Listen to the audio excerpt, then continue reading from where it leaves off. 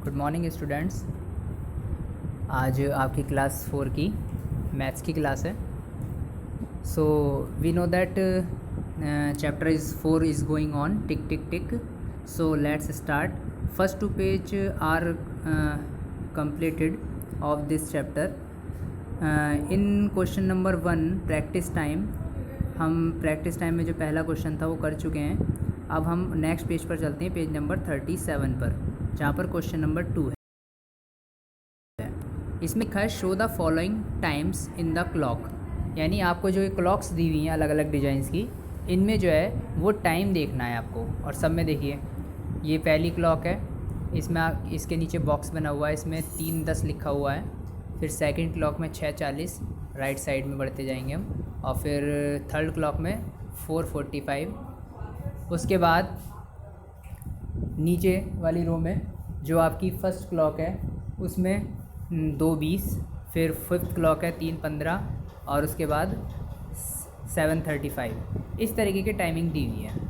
अब नीचे कुछ क्वेश्चन है, इनसे रिलेटेड करना क्या है अभी तक ये समझ में नहीं आया, नीचे क्वेश्चन पढ़ेंगे तो समझ में आएगा। Do you like sky watching? If yes then this one should interest you. अब इसमें कह रहे हैं कि do you like sky watching, क्या आपको स्काई वॉचिंग पसंद है, यानी आसमान को देखना पसंद है। इफ़ येस यानी यदि हाँ, then this one should interest you, यानी तब इससे आपको क्या आएगा, इंटरेस्ट आएगा। सबसे पहला, at what time does the sun rise at your place. आपको ये बताना है कि किस टाइमिंग पर आपके यहाँ सूरज जो है उगता है, यानी कि at what time does the sun rise at your place. अब वो टाइमिंग जो है आपको यहाँ पे इस बॉक्स में लिखनी होगी। तो ये आंसर तो मुझे बताने की ज़रूरत नहीं है, आप अपने एरिया में देख सकते हैं या घर वालों से भी पूछ सकते हैं कि किस टाइम पे सूरज उगता है, तो वो टाइमिंग आपको यहाँ पे लिखना होगा। मान लीजिए अगर जैसे कि आजकल यहाँ की हम बात करें तो लगभग 5:30 के आसपास जो है सूरज उग जाता है, तो आप 5:30 AM भी लिख सकते हैं, ठीक है ना, सुबह के टाइमिंग के लिए AM आ जाएगा। फिर बी क्वेश्चन पूछा है, when does the sun set, सूरज कब छिपता है। सूरज जो इस समय छुप रहा है वो लगभग 7:30 के आसपास छुपता है, तो 7:30 PM शाम को लिख सकते हैं, PM आ जाएगा उसके लिए।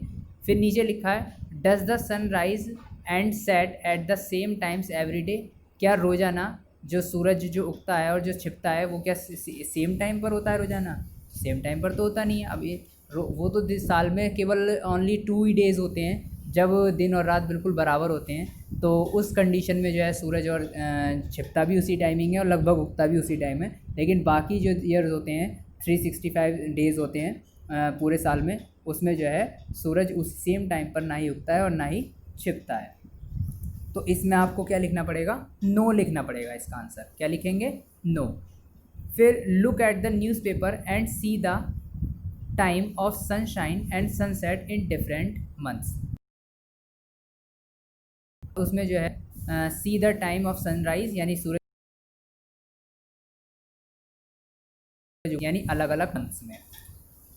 अच्छा, इसमें ये जो ऊपर वाला क्वेश्चन था सेकंड वाला, इसमें आपको क्या करना है, show the following times in the clock. इसका ये मतलब था कि आपको टाइम दिखाना है इन क्लॉक्स में। ये क्लॉक्स आपको जो है बनानी पड़ेंगी अपनी नोटबुक पर, और उसके बाद ये जो इनमें बॉक्स में टाइम लिखा हुआ है वो टाइम आपको इनके हैंड दिखाकर, यानी इनकी जो क्लॉक की हैंड्स हैं वो आपको बनानी है, और 3:10 इसमें दिखाने हैं, फिर 6:40 इस वाली वॉच में दिखाने हैं, फिर 4:45 इसमें दिखाने हैं थर्ड वॉच में, फिर नीचे सेकंड रो में फोर्थ वॉच में 2:20 दिखाना है टाइम आपको, फिर इसमें फिफ्थ वॉच में 3:15 दिखाना है, और 7:35।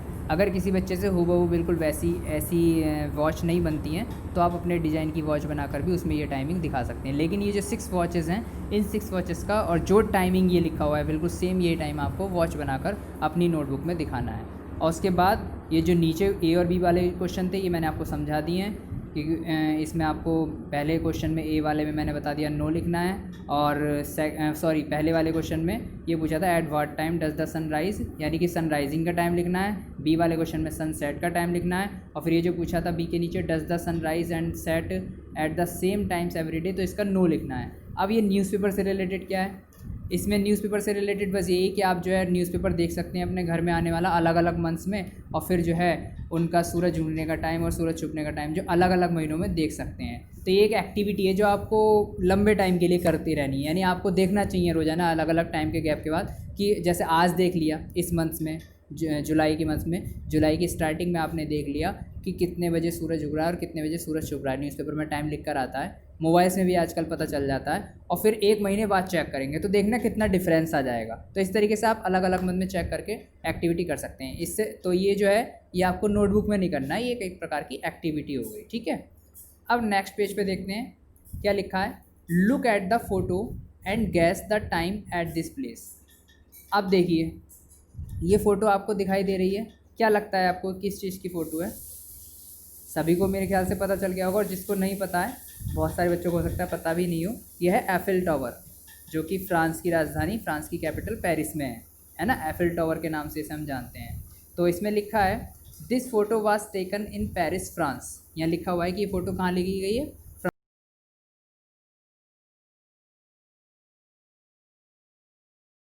फ्रांस। यानी फ्रांस की राजधानी जो पेरिस है, वहाँ पे गर्मियों के दिनों में सूरज जो है वो रात को 9 बजे के बाद छिपता है। This photo was taken at night, और ये फ़ोटो जो है रात में ली गई है। But in winter it becomes dark here by 4 PM in the evening. लेकिन अगर जब वहाँ जाड़े पड़ते हैं तो वहाँ जाड़ों में शाम को 4 बजे ही अंधेरा हो जाता है, ठीक है ना। तो ये थोड़ी सी आपके एक ओनली फॉर नॉलेज जो है एक्टिविटी थी जो मैंने आपको समझा दी है। चाहें तो आप इसकी फ़ोटो अलग से निकलवा कर इसके बारे में चिपका सकते हैं, अपने पेस्ट कर सकते हैं, और इसके बारे में जो लाइनें नीचे लिखी हुई हैं ये आप लिख भी सकते हैं, नहीं तो वैसे अदरवाइज़ ये वर्क आपको नहीं करना है, ओके। अब इसमें ये जो क्वेश्चन है नंबर 3, पेज नंबर 38 पे, find out how long will it take the minute hand to move from. आपको ये बताना है कि how long will it take the minute hand to move from. जैसे कि ए वाले क्वेश्चन में लिखा है, यानी इस क्वेश्चन में पूछा है कि जो मिनट की सुई है वो फर्स्ट वॉच से सेकंड वॉच तक आने में कितने मिनट घूम गई, कितने मिनट इसने लिए घूमने में, वो आपको आगे फिलअप में भरना है। जैसे अगर ए वाला क्वेश्चन हम देखें ध्यान से, पास कर देते हैं इसको, हम थोड़ा सा जूम कर देते हैं। आप इसमें देखेंगे ए वाले क्वेश्चन में जो फर्स्ट वॉच है उसमें जो लॉन्ग हैंड है वो 7 पर है, और जो शॉर्ट हैंड है वो 3 और 4 के बीच में है। यानी आप ये मान के चलिए कि इसमें 3:35 हो रहे हैं, 3:35 हो रहे हैं। अब 2 सेकंड वॉच पे देखिए, सेकंड वॉच में सुई जो है आपकी अभी भी 3 और 4 के बीच में ही है, लेकिन जो छोटी वाली सुई और जो लॉन्ग हैंड है वो 10 पे पहुंच गई। यानी वो लॉन्ग हैंड जो है अभी भी जो स्मॉल हैंड था वो अभी भी 3 और 4 के बीच में, उसकी डिस्टेंस ज़्यादा नहीं बदली, बहुत थोड़ी सी खिसकी है वो। लेकिन जो मिनट वाली सुई है लॉन्ग हैंड वो आपका 7 से 10 पे पहुँच गया। तो मैंने आपको बताया था एक नंबर से दूसरे नंबर पर जाने में 5 मिनट्स हो जाते हैं। तो इसका मतलब जब 7 से 8 पे गई होगी वो तो 5 मिनट्स, फिर 8 से 9 पे गई होगी तो 10 मिनट्स, मतलब टोटल 5 और 5 मिला के 10 हो गया। फिर 9 से 10 पे गई तो 5 मिनट और ऐड कर दीजिए तो टोटल हो गया 15 मिनट्स। यानी इस फर्स्ट वॉच से सेकंड वॉच तक आने में मिनट वाली हैंड ने आपके कितने कवर कर लिया डिस्टेंस, 15 मिनट का। तो आपको यहाँ पे इसमें फिलअप में कितना भरना है, 15 मिनट। तो इसी तरीके से बाकी जो ये ABCD चारों वॉचेस आपको दी हुई हैं ये आपको अपने दिमाग से सभी बच्चों को भरना है। इसका आज मैं जो भी सॉल्यूशन मैंने आपको समझाया इसका कोई पिक आपको नहीं भेजूंगा सॉल्यूशन का, सारे क्वेश्चंस के सॉल्यूशन मैंने आपको ऐसे ही समझा दिए हैं, वो आपको खुद करनी है सेल्फ। देखते हैं फिर किसी की कोई मिस्टेक होगी तो मैं आपको बताऊँगा। आज के लिए ही इतना ही, थैंक यू।